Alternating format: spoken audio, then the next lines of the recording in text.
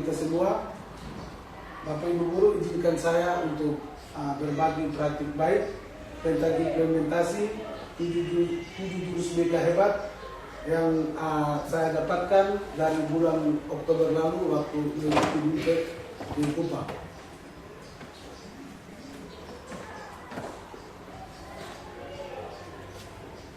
7 jurus BK hebat.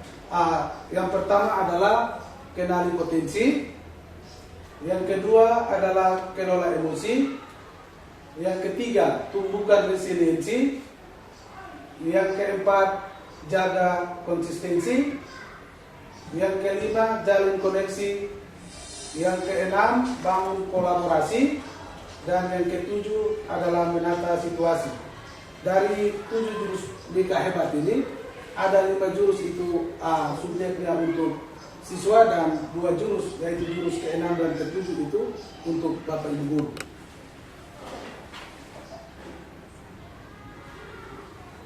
Dari 7 jurus BK ini kami menggunakan model pembelajaran AK. Yang pertama adalah aktivitas.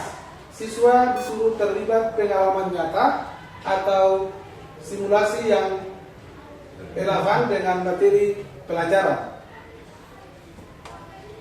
Refleksi, siswa merenungkan dan menganalisis pengalaman yang baru saja mereka jalani pada tahap aktivitas.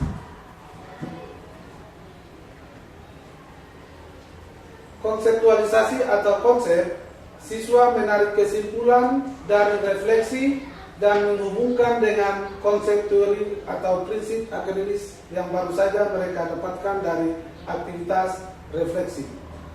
Dan yang terakhir adalah aplikasi. Siswa menerapkan konsep atau pengetahuan yang baru mereka peroleh dari situasi baru yang berbeda.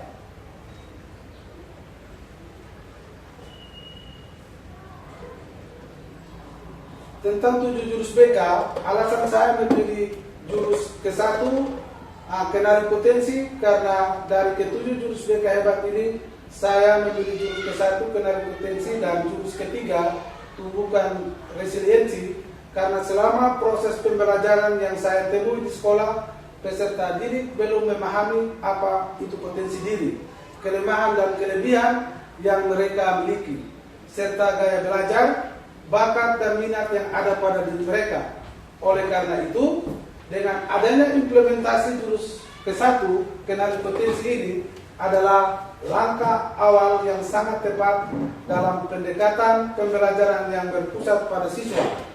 Intinya adalah jurus ini dapat mengidentifikasi dan memahami kekuatan, keunggulan, bakat, minat, dan gaya belajar dan kecenderungan alami yang dimiliki oleh setiap peserta didik. Alasan saya memilih jurus ketiga yaitu tumbuhkan resiliensi. Dari implementasi 2 jurus ini, dari 7 jurus BK hebat ini saya memilih jurus ketiga, tumbuhkan resiliensi, karena selama proses pembelajaran yang saya temui di sekolah, peserta didik kurang percaya diri dalam melakukan sesuatu.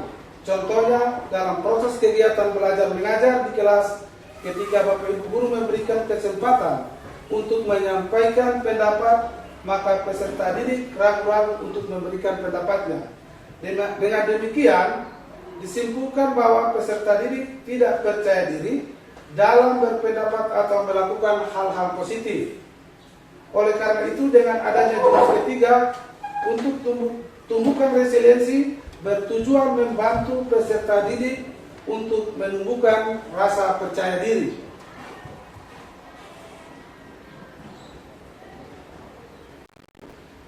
Alasan utama dari jurus ketiga tumbuhkan resiliensi adalah kebetulan saya adalah wali kelas 8 dan ini saya implementasikan di kelas 8A.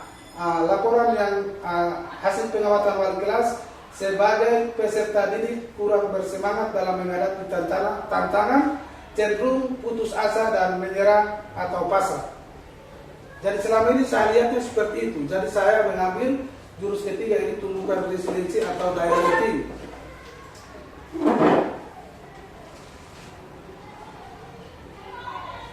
Tujuan pemilihan jurus ke-1 kenali potensi dan jurus ketiga tumbuhkan resiliensi adalah yang pertama, kenali potensi, mengetahui potensi, minat dan bakat peserta didik kelas 8 UPTD SMP Negeri Ampera untuk dapat digunakan sebagai dasar sekolah dalam mengarahkan dan mengembangkan karir peserta didik.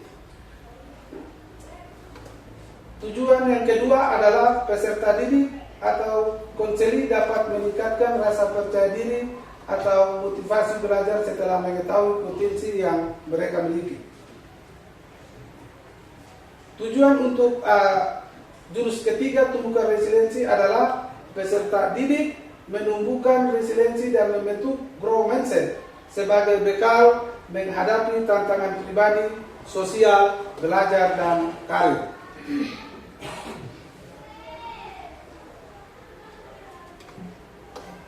Implementasi yang sudah saya lakukan, proses implementasi layanan klasikal BK dengan menggunakan model belajar ARKA, yaitu aktivitas, refleksi, konseptualisasi, dan aplikasi yang dilakukan di jurus pertama kenali potensi melalui asesmen minat dan bakat.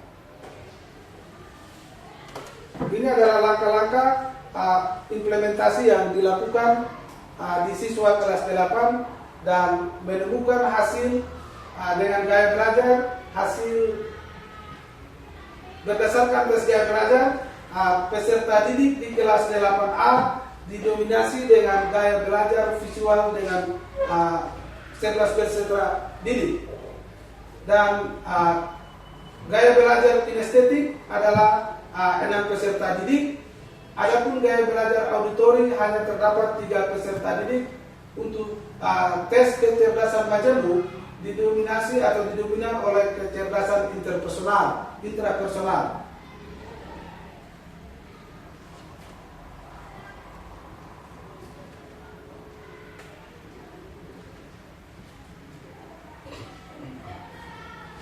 Jadi di dalam saya melakukan asesmen itu, saya menggunakan tes kecerdasan majemuk melalui link https://akupintar.id, MP tes gaya belajar, HTTPS Akupintar, dan tes kemampuan. Dari hasil refleksi itu, guru memberikan pertanyaan sebagai bahan refleksi. Dan setelah mereka melakukan tes gaya belajar, itu hasilnya keluar. Di dalam refleksi itu, guru akan memberikan pertanyaan sebagai bahan refleksi untuk peserta didik untuk bisa mengetahui atau bisa meningkatkan potensi yang sudah mereka ketahui dalam mereka punya diri.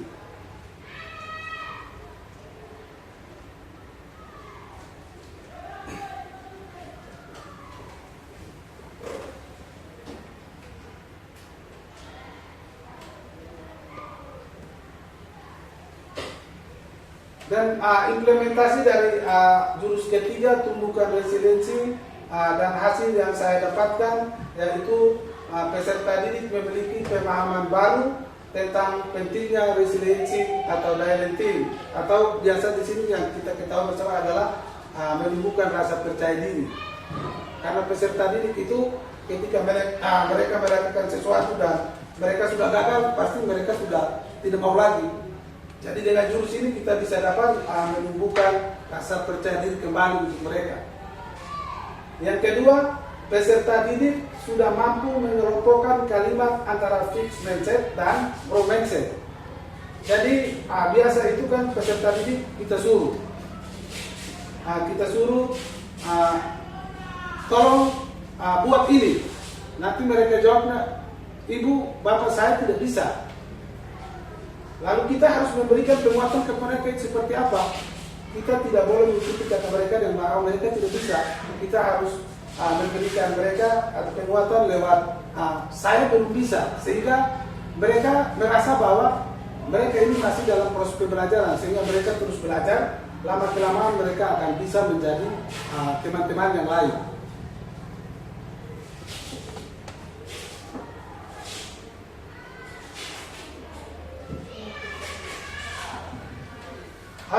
implementasi jurus pertama kenali potensi dan jurus ketiga tumbuhkan resiliensi, yaitu hasil implementasi yang diharapkan, yaitu yang pertama, siswa memiliki data diri, siswa memiliki hasil tes Aku Pintar, potensi dan gaya belajar yang dapat mereka gunakan sebagai panduan belajar di masa depan. Yang kedua, peningkatan strategi belajar, siswa mampu menyesuaikan cara belajar mereka dengan gaya belajar yang teridentifikasi sehingga proses pembelajaran menjadi lebih efektif. Yang ketiga, peserta didik memiliki pemahaman baru tentang pentingnya resiliensi. Itu untuk jurus yang kedua, yaitu jurus ketiga tumbuhkan resiliensi. Yang keempat, peserta didik mampu mengelompokkan kalimat antara fixed mindset dan growth mindset. Yang tadi saya sudah jelaskan, yang pertama tadi itu siswa kita suruh melakukan sesuatu, mereka mengatakan saya tidak bisa, terus kita memberikan penguatan kepada mereka, yaitu saya belum bisa. Itu maksudnya dari kalimat fixed mindset dan growth mindset ini.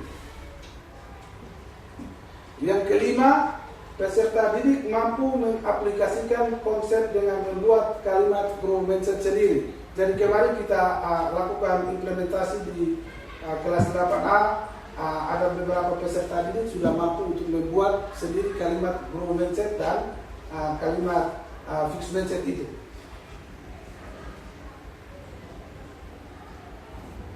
Terima kasih, mungkin dari saya sekian. Dari Bapak Ibu Guru mungkin ada masukan, ada pendapat untuk bisa disampaikan kepada saya supaya kedepannya kalau ada kegiatan-kegiatan seperti ini bisa saya lakukan perubahan sehingga nanti kedepannya lebih bagus lagi. Waktu dan kesempatan kepada Bapak Ibu Guru saya persilakan untuk memberikan saran dan pendapat.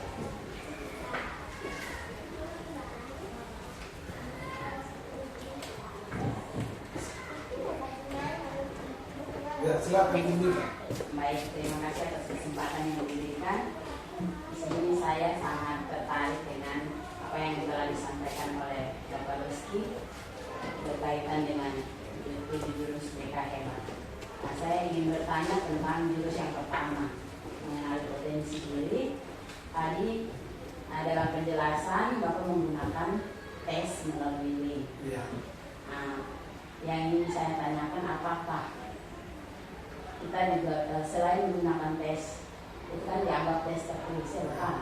Apakah kita bisa menggunakan pendekatan seperti wawancara dan sebagainya secara lisan langsung untuk mengenali, untuk membantu siswa mengenali potensi diri mereka?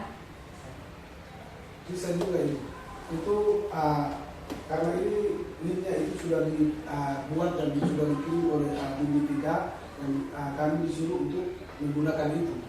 Sebenarnya bisa juga kita melakukan asesmen lewat pertanyaan-pertanyaan formal yang kita berikan kepada peserta didik untuk mereka mengisi, dan hasilnya nanti kita analisis dan kita akan mengetahui hasilnya seperti apa, peserta didik gaya belajarnya seperti apa.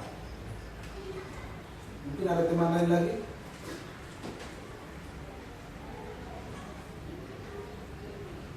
Ibu Bayar.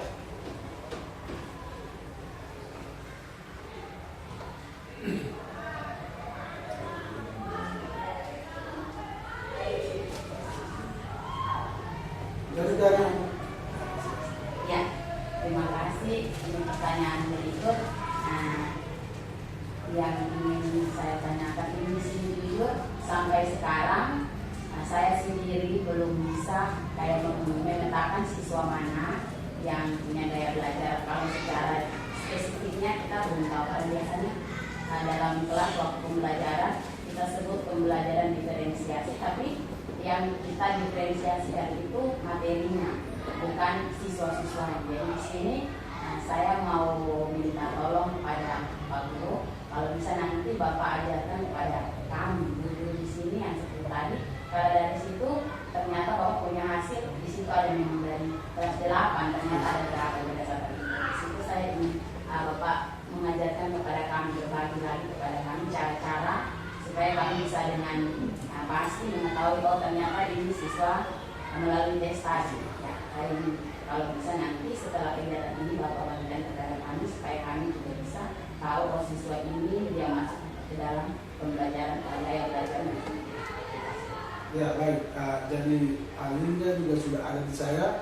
Nanti saya bagikan ke Bapak Ibu Guru untuk Bapak Ibu Guru juga bisa sendiri untuk bisa mencari tahu gaya belajar peserta didik.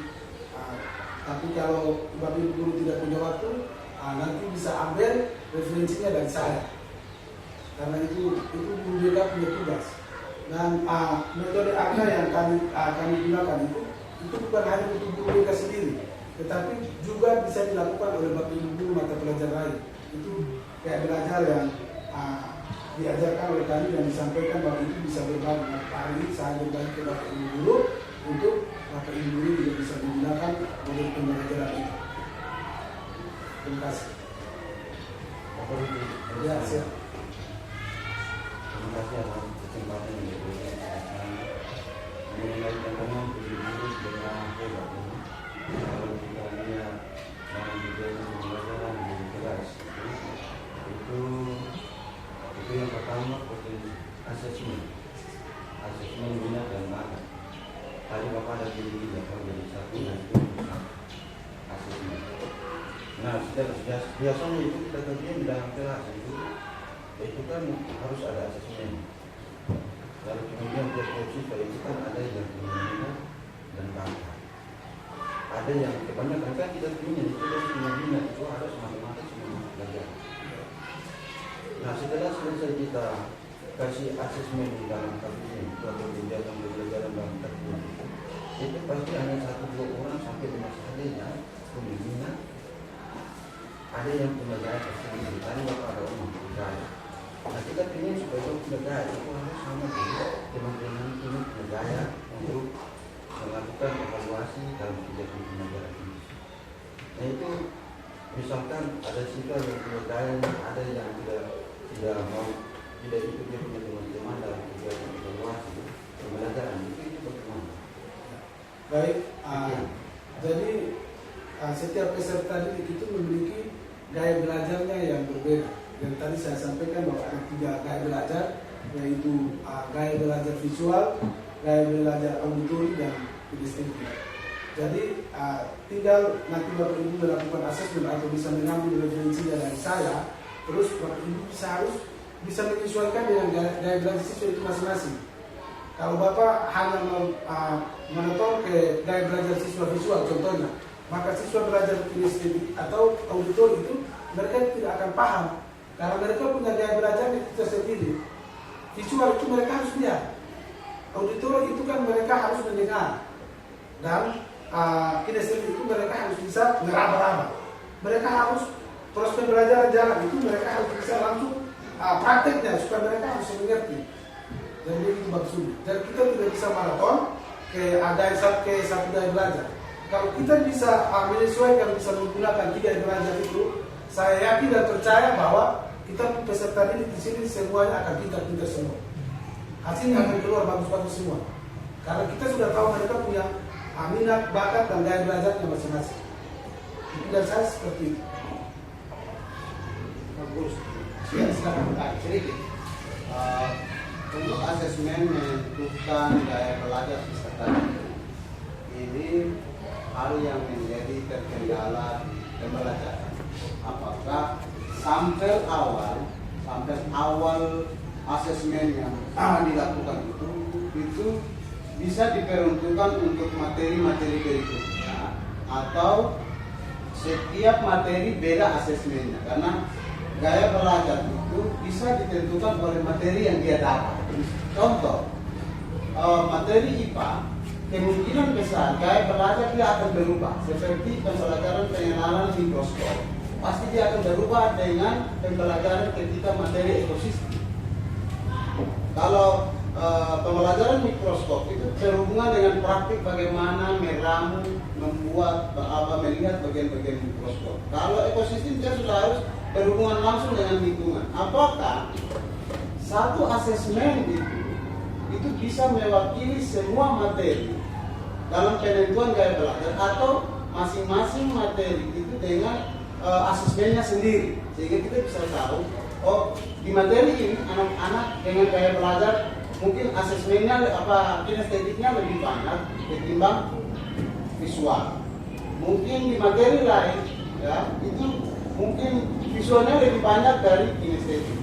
Ini yang menjadi pertanyaan, apakah satu kali asesmen itu mewakili semua materi atau beda-beda? Begitu. Pertanyaan mungkin ini saja dulu. Terima kasih. Baik. Kalau menurut teori yang kami dapatkan dari ilmu BK, itu asesmen itu kita lakukan sejak awal tahun pembelajaran, yaitu dari siswa kelas 7, siswa kelas 8 dan siswa kelas 9. Nah, oleh karena itu, dengan adanya asesmen itu kita akan bisa melihat ada juga gaya belajar. Tapi gaya belajar itu kan kita harus padukan dengan yang namanya minat dan bakat. Kalau tadi Bapak Ari sampaikan bahwa di mata pelajaran IPA itu nanti kebanyakan itu kan kayak kinestetik, langsung prakteknya. Tetapi kalau peserta didik itu dia tidak memiliki minat atau bakatnya yang ada di dalam mata pelajaran IPA, maka itu kita tidak bisa paksakan. Kita harus arahkan mereka ke mata pelajaran lain dengan melihat hasil pembelajaran di laptop itu. Dari mata pelajaran mana yang mereka punya, mereka memiliki nilainya tinggi, maka disitulah bakat dan minat mereka. Itu sesuai teori dan hasil asesmen yang kami dapatkan.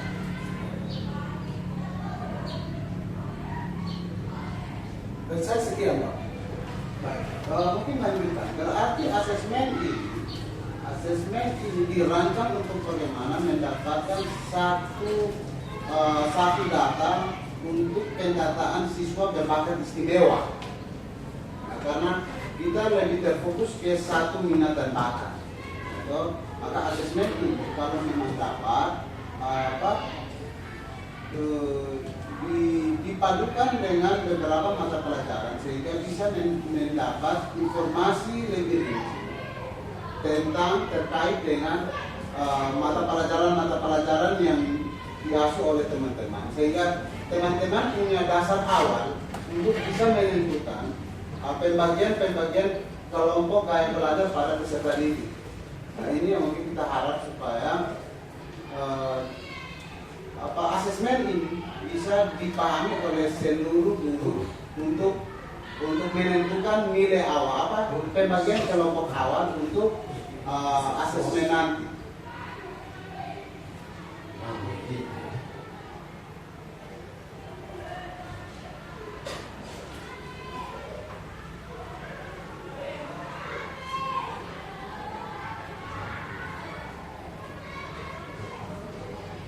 Mungkin lanjut ya silakan. Kami buat sambil. Jadi harapan dilakukan untuk kita semua. Kalau dapat dilakukan kegiatan yang sama seperti ini, tetapi aplikasinya berbeda. Kita sudah tidak dengan teori ceramah kita sudah masuk ke dalam aplikasi. Bagaimana melakukan asesmen? Minimal ada simulasi. Bagaimana merancang itu asesmen, melakukan asesmen, dan kita sampai mendapat nilai akhir untuk mendapat pengelompokan gaya belajar sehingga masing-masing guru bisa tahu.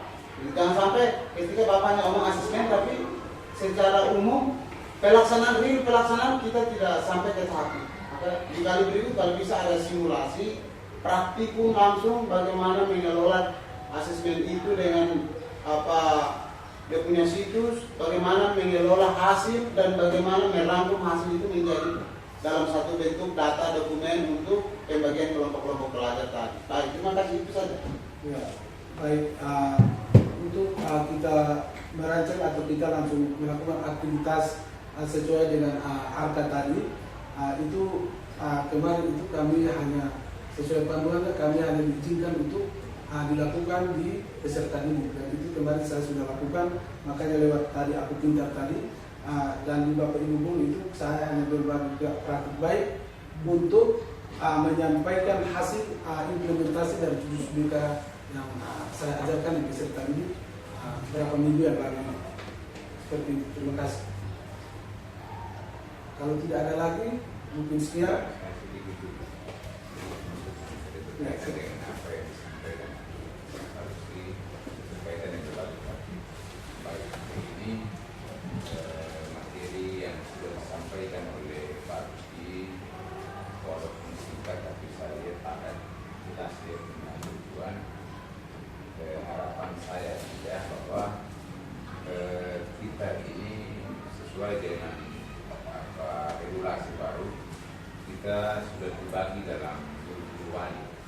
Nah, saya rasa yang disampaikan juga Pak Rusdi tadi kita semua punya tugas dan tanggung jawab yang sama untuk melaksanakan jurus yang ada di situ. Maka saya harapkan teman-teman yang sudah ditugaskan jadi guru wali bisa disimak dengan baik ini apa yang disampaikan oleh Pak Rusdi sehingga bisa dilaksanakan diimplementasikan dalam keseharian kita berkaitan dengan apa proses pembelajaran seperti yang disampaikan oleh Pak Haris berkaitan dengan asesmen awal untuk menentukan minat dan bakat sehingga kita bisa menentukan daya belajar itu.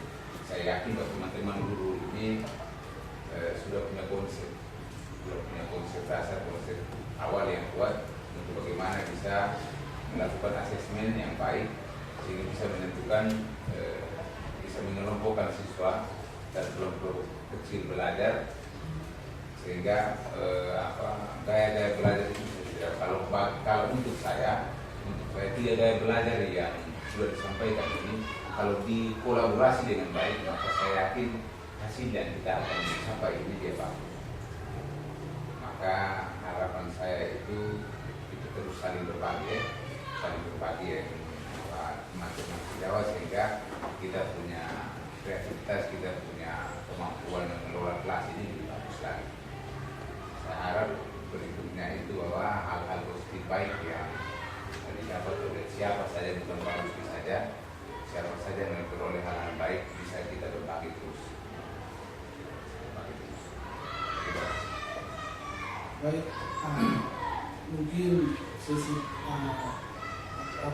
tanya jawab saran dan pendapat selesai dan saya akhiri dengan Assalamualaikum warahmatullahi wabarakatuh. Waalaikumsalam. Salam sejahtera untuk kita semua. Terima kasih atas kehadirannya dalam implementasi 7 jurus BK. Semoga kedepannya kita dapat menggunakan apa yang sudah saya berikan ini dengan baik dan kita akan mendapatkan hasil yang baik. Terima kasih.